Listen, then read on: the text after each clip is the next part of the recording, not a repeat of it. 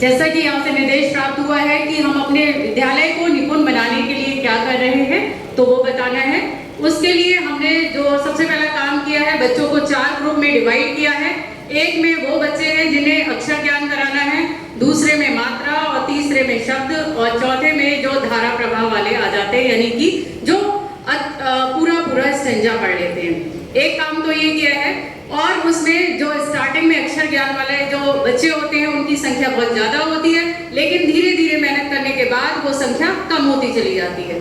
दूसरा है, विद्यालय में कुछ टाइम बच्चों को ऐसा देते हैं जिसमें कि बच्चा रीडिंग करता है, क्योंकि सबसे ज़्यादा जो दिक्कत आती है वो हिंदी में निपुण बनाने में आती है। बच्चे पढ़ना जानते हैं, उनको समझ भी विकसित हो गई है, लेकिन उनका जो मिनट के अकॉर्डिंग पढ़ना है कि 1 मिनट में 45 शब्द से ऊपर या 60 शब्द से ऊपर होने चाहिए, वो कहीं ना कहीं दिक्कत कर रहे हैं। तो इसलिए बच्चों को आधे घंटे का समय हम ऐसा देते हैं जिसमें बच्चे रीडिंग कर रहे होते हैं और टीचर निगरानी कर रहे होते हैं, देखते हैं कि कहाँ पर बच्चा मिस्टेक कर रहा है, उसको सुधारते हैं।